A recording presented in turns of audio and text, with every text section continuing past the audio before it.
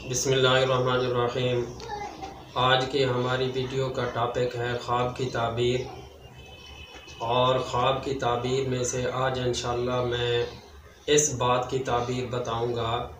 कि अगर किसी आदमी ने ख्वाब में दौलत को देखा है, पैसे को देखा है, रकम को देखा है, तो उसकी क्या ताबीर होगी।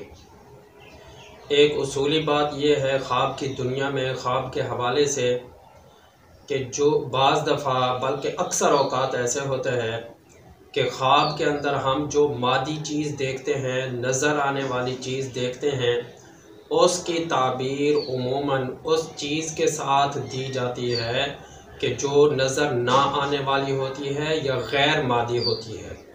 ये उमूमी उसूल है, उमूमी ज़ाब्ता है।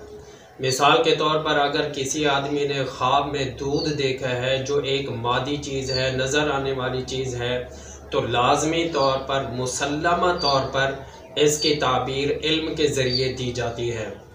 ऐसे ही उन्हीं चीज़ों में से एक चीज़ दौलत भी है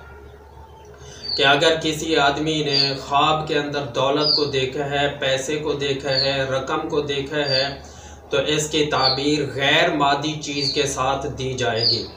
मसलन अगर किसी आदमी ने ये ख्वाब देखा है कि उसे दौलत मयस्सर हुई है, दौलत मिली है, दौलत हासिल हुई है, तो यहाँ एक उसूली बात जहन में रखी जाएगी कि उसको जो रकम हासिल हुई है वो हलाल तरीके से हासिल हुई है या किसी हराम तरीके से हासिल हुई है, तो इन दोनों की ताबीर अलग अलग बन जाएगी। अगर किसी आदमी को हलाल तरीके से रिज़्क हासिल हुआ है, दौलत मिली है, रकम मिली है, मसलन किसी आदमी ने दुकानदारी के ज़रिए, ख़रीद व फ़रोख्त के ज़रिए रकम हासिल की है, तिजारत के ज़रिए रकम हासिल की है, या किसी को उसकी तनख्वाह मिली है ख्वाब के अंदर, वो भी हलाल है। ऐसे ही कोई भी जायज़ ज़रिया जो रिज़्क़ हलाल के तौर पर इख्तियार किया जाता है, अगर किसी आदमी ने मेहनत मजदूरी की है और रकम हासिल की है, तो लाजमी तौर पर इन तमाम सूरतों में ताबीर ये बनेगी कि वो कोई ना कोई नेकी का काम करेगा, क्योंकि ये जो काम होता है ये गैर मादी चीज़ है। और अगर खुदा न खास्ता किसी आदमी को रकम तो हासिल हुई है, रकम मिली है, लेकिन नाजायज़ तरीके से किसी से रिश्वत ली है, मिसाल के तौर पर किसी से सूद लिया है, या किसी की चोरी कर ली है, किसी भी नाजायज़ तरीके से किसी ने ख्वाब के अंदर रकम हासिल की है, तो इसकी ताबीर ये बनेगी कि वो कोई ना कोई नाजायज़ काम करेगा कोई ना कोई ऐसा काम करेगा जो गुनाह वाला काम होगा। फिर इसकी आगे मुख्तलिफ सूरतें बन सकती हैं कि अगर ख्वाब देखने वाले ने ये देखा है कि मैंने किसी को रकम दी है, तो फिर इसका मतलब ये होगा कि अगर जायज़ तरीके से, हलाल तरीके से किसी को रकम दी है और जायज़ काम के लिए किसी को रकम दी है, इसकी ताबीर ये बनेगी कि वो किसी का जायज़ काम करने का ज़रिया बनेगा, सबब बनेगा, या किसी की नेकी का सबब बनेगा। और अगर खुदा न खास्ता किसी ने ख्वाब के अंदर किसी को नाजायज़ तौर पर, नाजायज़ काम के लिए किसी को रकम दी है, रिश्वत के तौर पर रकम दी है, सूद के लिए रकम दी है, या किसी भी नाजायज़ काम के लिए किसी को रकम दी है, तो इसकी ताबीर ये बनेगी कि वो किसी और आदमी के नाजायज़ काम का ज़रिया और सबब बनेगा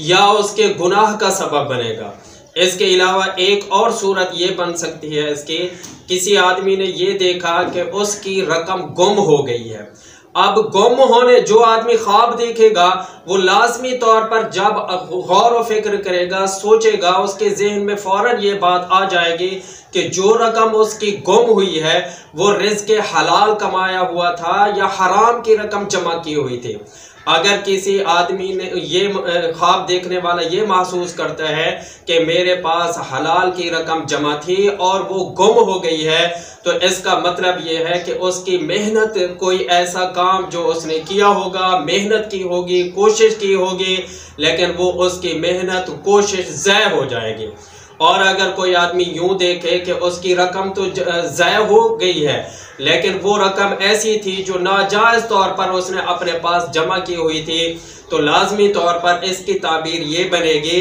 कि उसने कोई मेहनत की होगी नाजायज़ काम के लिए, कोशिश की होगी किसी नाजायज़ काम के लिए, तो वो मेहनत और कोशिश जो उसने नाजायज़ काम के लिए की होगी वो सारी की सारी ख़त्म हो जाएगी, ज़ाया हो जाएगी। इसके अलावा एक और सूरत ये बन सकती है ख्वाब देखने की, किसी ने ये ख्वाब देखा कि मैंने रकम हासिल नहीं की, मैंने रकम किसी से ली नहीं है, बल्कि किसी की गुमशुदा रकम मुझे मिल गई है, किसी ने ये ख्वाब देखा, तो इसकी लाजमी तौर पर ताबीर ये बनेगी कि उसको बग़ैर मेहनत के, बग़ैर कोशिश के बहुत सारे फ़वाइद हासिल हो जाएंगे इंशाअल्लाह।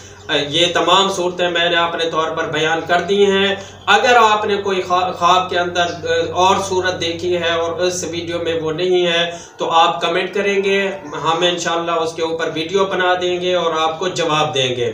उम्मीद है आपको मेरी बात समझ आ गई होगी।